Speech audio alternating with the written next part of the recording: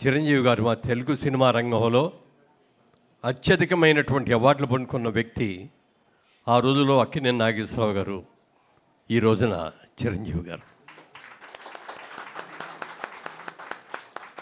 పద్మవిభూషణ్గా అందుకోవటమే కాదు, Guinness book of world records కూడా వెళ్ళుకోవటమే కాదు, ప్రత్యేక బహుమతులు కేంద్ర ప్రభుత్వం ద్వారా అందుకున్నయే కాదు, మానవతా దృష్టితో ఐ బ్యాంక్ కానీ, బ్లడ్ బ్యాంక్ కానీ, సేవా బ్యాంక్ కానీ అనేక కార్యక్రమాలు చేస్తూ ప్రజల మన్ననలు పొందుతున్నటువంటి శ్రీ చిరంజీవి గారు తెలుగు సినిమా రంగ పోకడనే మార్చిదిన ఒక అద్భుతమైన నటుడు. ఆయన ఒక డ్యాన్స్ చేయాలంటే చిరంజీవి గారే చేయాలి, ఒక ఫైట్ చేయాలంటే చిరంజీవి గారే చేయాలి అని చెప్పి తెలుగు సినిమా మార్గాన్ని కొత్త పుంతల్లోకి తొక్కించినటువంటి చిరంజీవి గారు ఈ సభలో ఉండటం, నాకు పద్మశ్రీ అనౌన్స్ చేయగానే నన్ను అభినందించడానికి వచ్చిన మొదటి వ్యక్తి ఎవరంటే చిరంజీవి గారు. ఆ రోజున వారితో ఒక మాట అన్నాను. ఒక స్కూల్ హెడ్ మాస్టర్ గారు వచ్చి కొత్తగా ఉద్యోగంలో చేరిన ఒక ఉపాధ్యాయుడికి సత్కారం చేయడం కోసం వచ్చినట్టుగా ఉందండి అని. ఎందుకంటే ఓ పద్మవిభూషణుడు, ఓ పద్మశ్రీ ఇంకా అందుకోలేదు కూడా, పద్మశ్రీ అనౌన్స్ చేయగానే వచ్చి ఆయన ఇంటికి వచ్చి మనస్ఫూర్తిగా అభినందించి గంట సేపు మా కుటుంబంతో కూడా గడిపి వెళ్ళినందుకు మనస్ఫూర్తిగా వారికి సభాముఖంగా కూడా నా అభినందనలు తెలియజేస్తున్నాం. ఎందుకంటే మన ఊరు పాండవుల చిత్రంలో మేము అన్నదమ్ములుగా నటించాం. ఆ తర్వాత గ్యాంగ్ లీడర్ సినిమాలో కూడా మళ్ళీ అన్నదమ్ములుగా నటించాం.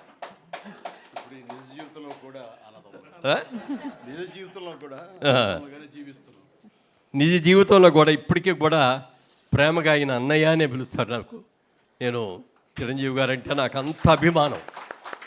ఎవరిని పిలిచినా పిలవకపోయినా మా ఇంట్లో ఏ ఫంక్షన్ జరిగినా ముందుగా నేను పిలిచేది చిరంజీవి గారిని. అంత ప్రేమగా వచ్చి అంత అభిమానంగా వచ్చే వ్యక్తి కూడా ఆయనే. ఆయనకి త్వరలో దాదాసాహెబ్ ఫాల్కే అవార్డు కూడా రావాలని మనస్ఫూర్తిగా కోరుకుంటున్నాను. ఎందుకంటే అన్ని అవార్డులు వచ్చేసినాయి, కానీ మా సినిమా రంగంలో టాప్ మోస్ట్ అవార్డు ఏమిటి అంటే దాదాసాహెబ్ ఫాల్కే అవార్డు. అది తొందరలోనే వారికి కూడా అవార్డు కూడా రావాలని మనస్ఫూర్తిగా కోరుకుంటూ, వారు చేస్తున్న సేవా కార్యక్రమాలను కూడా అద్భుతంగా జరగాలని కోరుకుంటూ, ఈ శ్రీ పరాభవనామ సంవత్సరం మనకందరికి కూడా సుఖశాంతులు కలగజేయాలని. దేశం అంతా అల్లకల్లోలంగా ఉంది, ప్రపంచం అంతా అల్లకల్లోలంగా ఉంది. ఏ రోజున ఎక్కడ ఏ బాంబు పడుతుందో కూడా తెలియటం లేదు.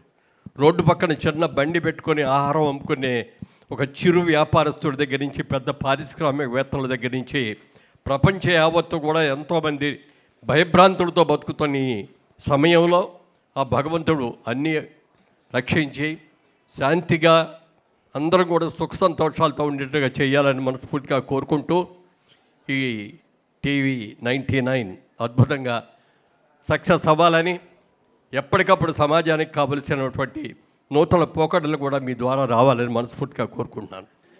మేమందరం చిన్నప్పటి నుంచి ఎంతో అభిమానించి ఒక స్ఫూర్తిగా తీసుకొని, అంటే మనం కృషితోటి ఏదైనా చేయొచ్చు, అంటే ఒక సగటు వ్యక్తి, ఒక మామూలు వ్యక్తి తన మీద తనకి నమ్మకం కోల్పోయినప్పుడు, లేకపోతే కష్టపడితే జీవితంలో ఏమీ సాధించలేమనేటువంటి ఒక నిస్పృహలు, ఏమైనా నిరాశలు వచ్చినప్పుడు చూసేది చిరంజీవి గారి లాంటి వైపు అనమాట. చూసి లేదు మనం కూడా జీవితంలో సాధించవచ్చు అనుకునేటటువంటిది. అటువంటి వ్యక్తి చిరంజీవి గారి చేతుల మీదుగా ఈ ఉగాది పురస్కారం తీసుకోవటం అనేది మాకు ఇది పూర్వజన్మ సుకృతంగా భావిస్తున్నాము. మేము చేసే ఉద్యోగం మీ అందరికీ తెలుసు. ఒక సర్జన్ ఎలాంటి ట్యూమర్లు ఎలా తీస్తాడో అలాంటి పని ఇప్పుడు హైడ్రా చేస్తూ ఉన్నది. దీంట్లో చేసే క్రమంలో కూడా మేము అంటే నిత్యం కూడా చిరంజీవి గారు ఒక మాట అంటుండేవారు, ఉన్నత లక్ష్యాలు, ఉన్నత ఆలోచనలు, నువ్వు ఉన్నత శిఖరాలకు వెళ్ళే కొద్దీ చెవిటివాడిగా మారిపోవాలి, నీ లక్ష్యం వైపు నీ చూపు ఉండాలని చెప్పేసి.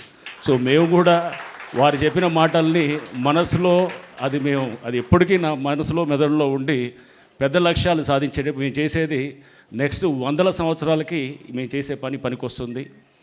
మాయమైపోయిన చెరువులు, నాలాలు, పార్కులు, ప్రభుత్వ ఆస్తులు వేలాది కోట్లు, లక్షలాది కోట్లుగా బయటికి తీస్తూ ఉన్నాం.